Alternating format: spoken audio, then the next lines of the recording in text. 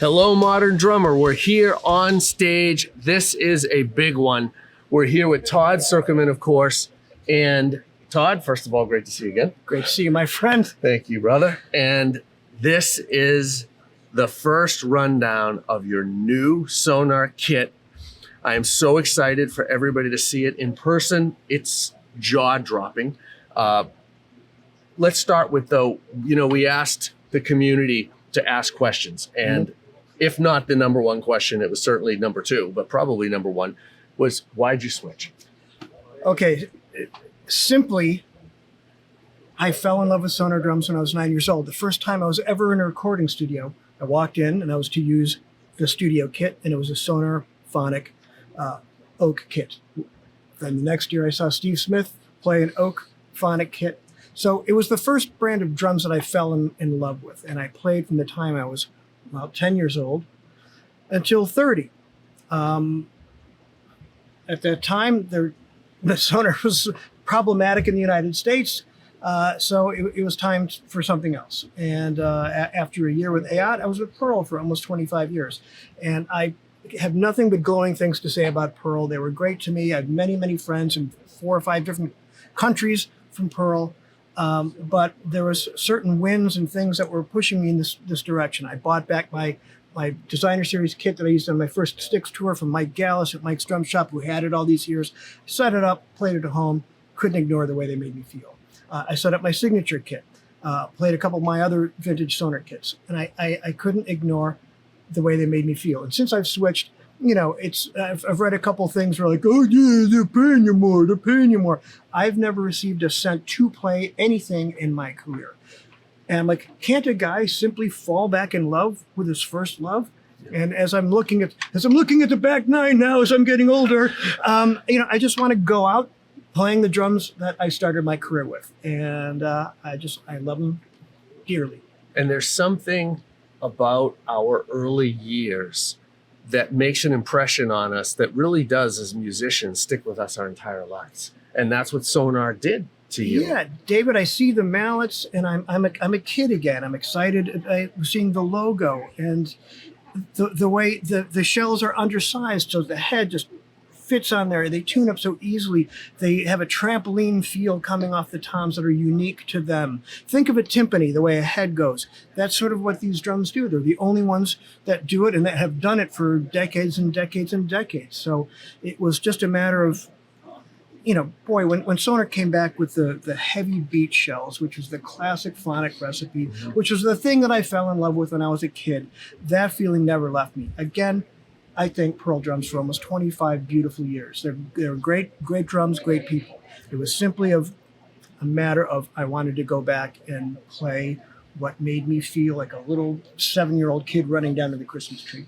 And that's what these do for me. And here they are.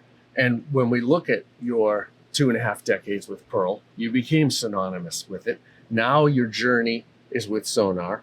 And it sounds to me like what you're saying is this is the beginning of another long run. This is like you're Hopefully. you're very decided on where you are and what you want to play for these drums, and it's a big step on a lot of levels. And so I know how deliberate and considerate you are of taking any steps, whether they're significant or not. You're a very considerate man. But this is so significant, and I know you put a lot of thought and time into, okay, I'm gonna make a shift, and it's gonna have all kinds of ripples and impacts, but this is the shift I want to make. Yeah, and this was clearly in the works when we did this last, because it takes some time to make the transition, to let Pearl know what's happening, to have these drums that are handmade be built. So obviously I couldn't speak to that. When we got together last time, everything has its time and its place. Right. But again, these are the drums that I fell in love with. It's the sound that I fell in love with. And, some people will be thrilled. Some people will be disappointed, whatever. I love these drums. And I got the kits. I immediately did the new Altiforma record, most of the Finally George record, went in and did a new Styx record. All with this? Yeah, no, with the Styx record with this, the others with the studio kit at home. But Sonar. The exact same kit. I have this exact same kit in my studio. And then Christmas break, and then here we are. So this is the 4th show on these drums. So it's all so beautifully new and exciting that these last 4 shows, when I come in, I'm like a little giddy kid. I can't wait to hear them in this room, see them under these lights. Well, they look spectacular, and it goes without saying then that the sound and what you had expected is all there. It's just like a rich, dark chocolate. The tones that come out of the heavy beach, you got to put slightly a little bit more muscle into them. But when you do, the hair on your arms raise up. It's kind of scary in a way.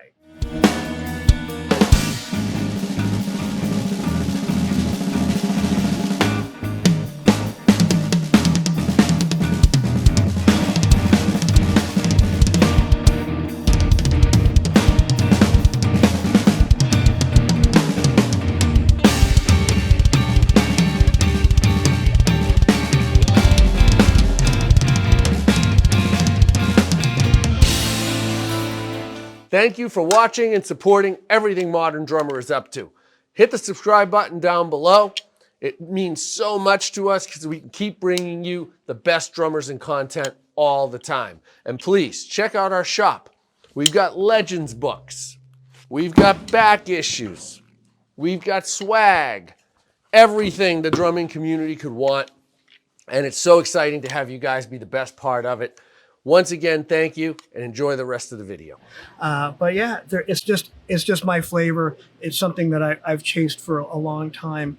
And when I set up my various Sonar kits at home, my engineer, J.R. Taylor, who's been my guy since 2007, came over and I sat right here and his head was right where you are. And I went down to Tom's and I looked at him and his face looked like he witnessed a murder. He was just like, you couldn't believe it. And I couldn't ignore the way that made me feel. And so I'd go back and play the other drums, which are great. But I'd go in the house, I'd cook dinner, and I'd be thinking about, man, those Sonar drums were kind of killing me. So I couldn't ignore the way they made me feel. And and as you said, you don't get paid to switch. So this is entirely about the instrument. It's about the instrument. And I know that so many people, not 1 cent. I haven't received 1 cent to play anything in my career. It's not that at all. It's the passion for this, and it's just what I want to play. Now, that being said, I still have my pearl rack and my pearl pedal, so I still feel like my friends of 25 years are kind of they're kind of with me. It was amiable. I have nothing but love and true friendships there. So there was nothing dark, sinister, or bitter, or anything like that. And what's the reason for the pearl pedals? Because I see the Sonar hi-hat. Yeah, well, that's an interesting thing right there. Is for decades, I used a signature hi-hat. My last show on the pearl kit, my signature hi-hat broke. That something in the inside, the metal snapped. So now it's just for parts. But that was a 45-year-old pedal that had a million miles on it. That's amazing. And miles on it from whomever owned it before I did. Because I'm going on German eBay and buying hi-hat stands. I'm like, I don't have to do that anymore, which is nice. So I figured I want to bring my hi-hat into the 21st century. So I'm using the 600 with that. But the pearl pedals, they feel like home. These actual pearl pedals, I think, have been on my live rig, I want to say, for close to 25 years, these very pedals. Okay. So there's muscle memory, and there's a comfort with those that just doesn't make sense to change. Correct. So which exact series and model of Sonar drums are these? So this is the SQ2. I believe it's 9-ply heavy beech with African marble high gloss veneer on the outside, African marble semi-gloss on the inside. And with the SQ2s, you can have beech, birch, or maple in 3 thicknesses. So you get to design exactly what you like, which is a very, very hip thing. And they sort of started that with the designer series in '94, I think it was. But they've expanded it to hardware choices. You want the classic slotted tension rods, or you want to go to the square ones that are universal. There's a lot of great choices. It's like building a car. Wow.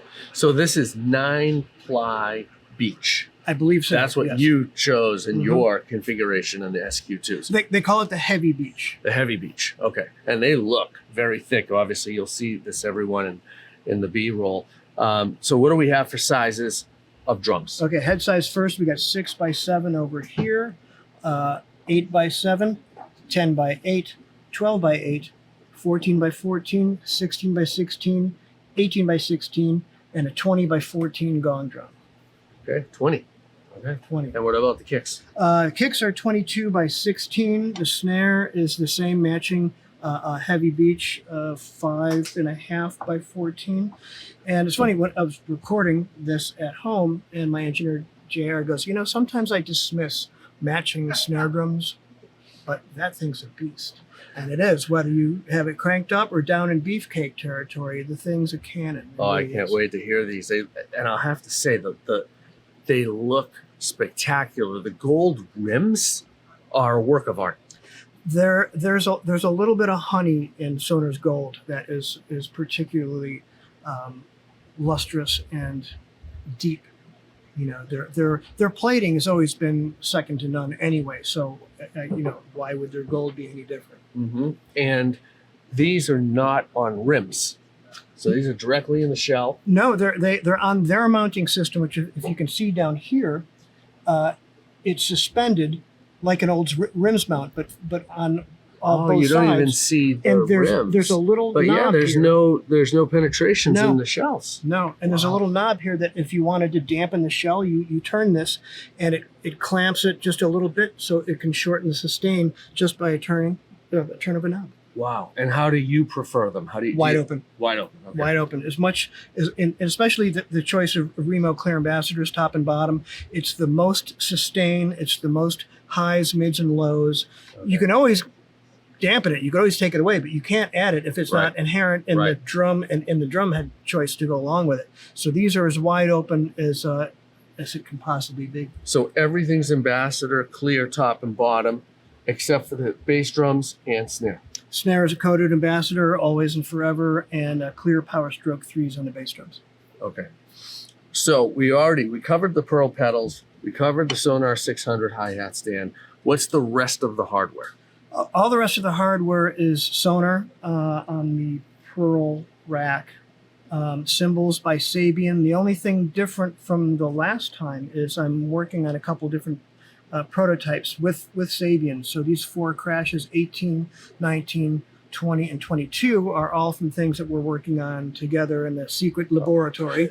So hopefully there'll be some things coming out hopefully later in 2025. But Your signature ride. the signature HH Sessions ride that's been used so much that all the printing has been played off. AA6, AAX8, AA10, AA medium 15s, Artisan 14 hi-hats over here, a prototype 9-inch bell there, and that China is a 22 AAX Extreme, and this is sort of like a prototype. This is sort of like a Paragon 21 with 6 rivets in there. Yeah, old school there. And that sort of does it for the cymbals. And accessory-wise, one of the things that I love about your drum kits, and you've done this for so long, is that every little detail, even the accessory tray, the stick holder, I mean, it all matches. Well, So take us through these accoutrements. The wood luxury accoutrements. The first this is made by Kentfield Drums Australia. So I was able to get the veneer from Sonar sent to Australia, and here's a phone holder. This could be for your watch, your keys, your wallet, drum key, little Sonar drum key. Gold, of course. Holds your drink. My reading glasses are in here that I'll never be able to get out. There you go. I'll put them there for now. So that's hooks on with the Sonar hardware over here. And that's commercially available. Yeah, you can order them. I mean, if look, I wish I could have had one of these my whole career. Yeah. Because you know how many times I've stepped on my keys or I broke a totally, phone totally. once. You're throwing all your stuff, your wallet. behind you. Nowadays, everyone has a phone. At the very least, you need water, phone, and drum key right there. It's one of the most ingenious things. And he was the first. There's a couple other companies that made this afterwards, but Steele was the first at Kentfield Drums Australia. The other accoutrements down here is from Mark Eldridge at Artisan Customs. He's in Oklahoma, and he makes amazing stick holders and guitar holders. So he's made this out of a marble wood stick holder here, a monitor pack. This was left over. This is a black limba from the last Pearl kit. I said this matches just fine. You don't have to go through of tying each every. It actually strand. did look like it was matched, so that's pretty cool. And like that, like dude, that's fine. Yeah. And then we have the stick bucket down there, and these all have the little Jimmy lights, which is an idea from our the late great Jimmy Johnson, where it's a little guitar tube, so you can see when the lights go out in between songs, you can see where your stuff is. So it's a cool little that is awesome. idea. That's the only thing not in gold. Well, they're in the back. If you look. Oh, there you go. And here I got a gold a towel holder for my towel with the TS. This you guys will check out the B-roll for this. It's not a stick bag; it's a stick bucket. Yep. Yes. And it's got the Jimmy light in there, so I can see it. Oh, I love it! I love it. And drum throne. The drum throne here is made by Orthopedic Drum Thrones out of Kansas City. A guy named Larry Maples, and he has cool stitching. You know, he's got the TS logo on the side, so if you got your band, you want your name on there. Oh, that's awesome. He'll do it for anybody, not just rock stars. Exactly. Nice. But the crevice in here, and yes, insert your own jokes. There's a million of them. But your tailbone sits right there, and it eases pressure on your spine, and it's a big difference. If I have to play on a regular throne, it feels like I'm sitting on a park bench compared to this. Yeah. And have you tried, I'm sure the answer is yes, but I want your actual perspective. Tried drum thrones with a back on them? They feel weird. It's not my flavor because I sit up straight and tend to lean forward as opposed to relaxing and curving my spine back into something. Okay. So that's just my flavor. And looks like a lug holder of some kind. Yeah, Mark and I were messing with some lug holders. Who makes those lug holders there? Rock Locks. Even though Sonar has their own internal lug locking thing on the snare drum, if you're playing with a lot of force and your drum is sort of detuned a little bit, like this one for a beefcake, it just adds an extra support so that you don't end up playing a slack head. Mm-hmm. So again, this is only the fourth show tonight on these drums, so we're still. It's sort of like when you get a new car, right? You're like, oh, I got to learn this thing. I didn't know I could do this. Okay, well, how do I move the? There's going to be a learning curve for both Mark Petricelli and myself to get these to be totally home. I mean, they're home, but again, it's like when you come home with a new car and you're like, okay, I gotta tame this beast. And it happens really, in the best case, experientially. It's not all just off the grid. Like when you're actually playing, setting up, breaking down, moving it. Those are the times, the only way to really learn how do we optimize this? And again, it's going to be several weeks of just getting everything exactly where it needs to be. The audio team dealing with a new drum set in new different rooms. And just Mark kind of getting comfortable where he knows where if something moved in a case, he can recognize it right away, even if something moved a millimeter, because as Mark and I always say, it's a game of millimeters. If you look at this rack, everything is so tight, and you could slip a piece of paper in between some things because it's a game of millimeters. And Mark, we have questions about Todd's kit. One big one for you. We'll cover it in the podcast, but let's hear it again. All right, here we go. Let's go Todd down the Sucherman, Sonar world debut of this kit here for Modern Drum.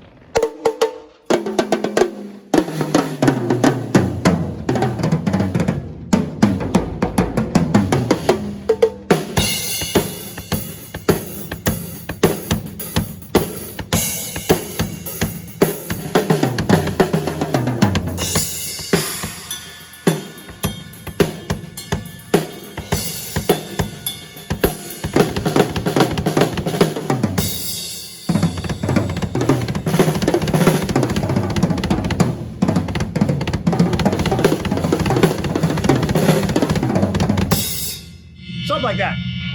And now for your dining pleasure. I want to play a love song for you.